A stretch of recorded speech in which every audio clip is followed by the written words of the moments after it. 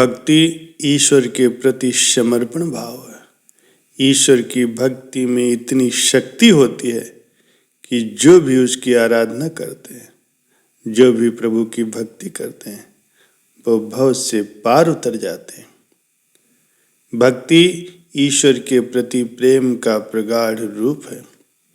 भगवान से अगर कुछ मांगना हो तो फिर प्रेम और भक्ति ही मांगना चाहिए। ईश्वर की भक्ति श्रद्धा भाव से हर कोई कर सकता है। ईश्वर की भक्ति में बहुत शक्ति होती है। भक्ति अगर नैनों से होती तो सूरदास जी श्री कृष्ण के भक्त न होते। एक बार सूरदास जी से किसी ने कहा कि आप हर रोज मंदिर आते जबकि आप देख नहीं सकते। सूरदास जी ने बड़ा ही सुंदर उत्तर दिया। सूरदास जी कहने लगे कि मैं नहीं देख सकता तो क्या हुआ, मुझे ईश्वर तो देख रहा है। प्यारे सज्जनों, भक्ति हाथ पैरों से नहीं होती, नहीं तो दिव्यांग नहीं कर पाते। भक्ति सुनने और बोलने से होती तो गूंगे बहरे नहीं कर पाते। लेकिन ईश्वर तो उनकी भी सुनता है जो बोल नहीं पाते। भक्ति धन और शक्ति से नहीं होती, नहीं तो निर्धन और कमजोर कभी नहीं कर पाते। भगवान तो सच्ची श्रद्धा और भक्ति पर ही रिझते। इसीलिए तो धन्ना जाट के बुलाने पर आ गए। शबरी के उन्होंने जूठे बेर खाए।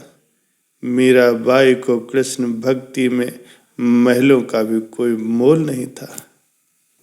भक्ति केवल एक भाव है जो सच्ची श्रद्धा और विश्वास के साथ हृदय से होकर विचारों में आता है। भगवान श्री राम जी ने शबरी को नवधा भक्ति का उपदेश दिया था। प्रभु श्री राम और लक्ष्मण जी जब शबरी के आश्रम में पधारे तो शबरी कहने लगी कि प्रभु, मैं तो अधम जात की हूँ और आपकी स्तुति भला किस प्रकार से करूं। प्रभु श्री राम ने कहा, मैं तो केवल भक्ति का ही संबंध मानता हूँ। मैं तुमसे अपनी नवधा भक्ति कहता हूँ।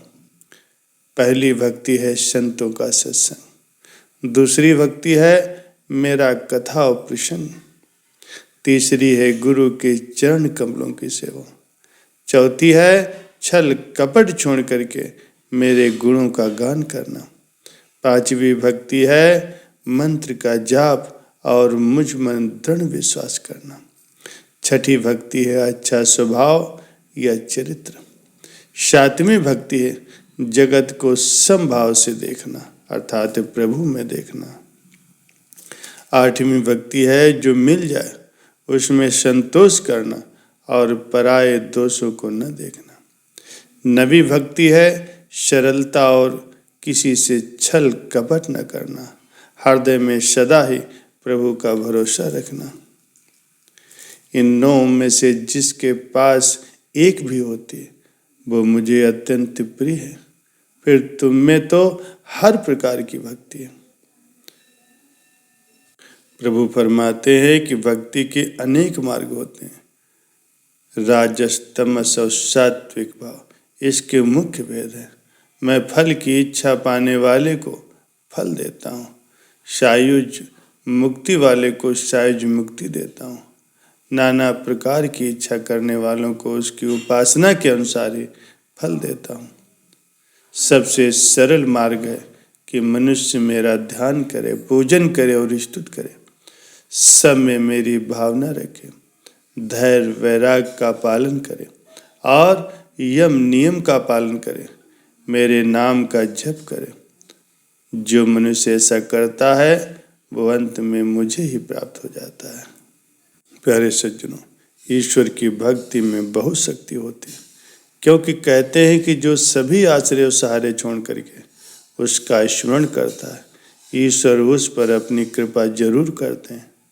द्रौपदी ने भी सारे सहारे छोड़ करके भगवान श्री कृष्ण की स्तुति की थी तो श्री कृष्ण ने उसकी लाज बचाई। गजेंद्र ने श्री हरि का स्मरण किया तो हरि ने ग्राह से उसे मुक्त कराया। भक्त ध्रुव और प्रहलाद ने भी भगवान की अखंड भक्ति की और उन्हें उच्च पद प्राप्त हुआ। प्यारे सज्जनों, एक बार एक लड़का था, वो सारा दिन ही भगवान की भक्ति में लगा रहता, साधु संतों की सेवा करता, लेकिन कोई भी काम धंधा नहीं करता था। उसके माँ बाप भाई सब उसे निकम्मा कहते थे, पूरा परिवार ही उससे परेशान रहता था। उस नगर के राजा की कोई संतान नहीं थी। ज्ञानी पंडितों ने कहा कि राजन, अगर आप किसी नवयुवक की बलि दोगे तो आपको संतान अवश्य होगी।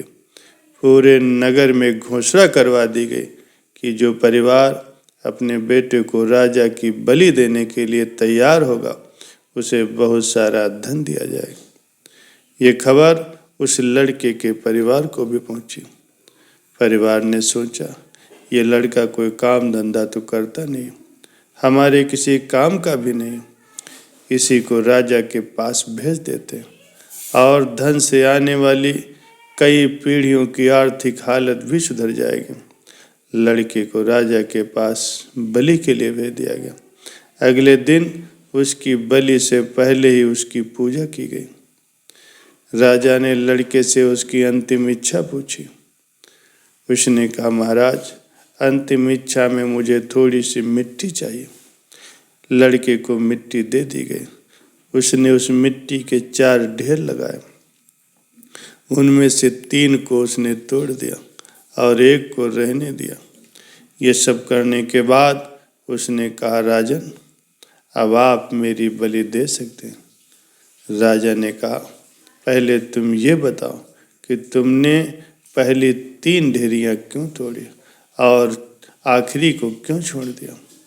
उसने कहा, महाराज, आप इसे रहने दो, अब आप मेरी बलि दे दो। राजा ने कहा, मेरा आदेश है, बताओ इसका क्या अर्थ है।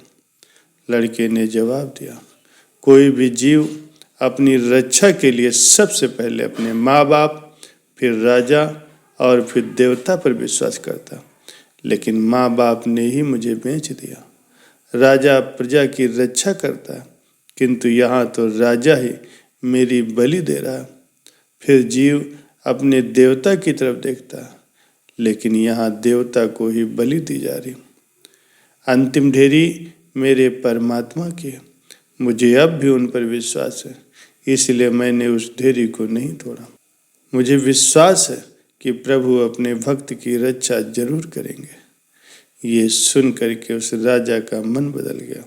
उसने सोचा कि ये नौजवान तो बहुत ही समझदार है।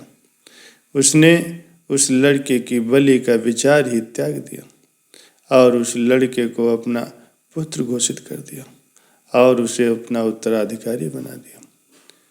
उस लड़के को ईश्वर के प्रति अटूट विश्वास का फल प्राप्त हुआ।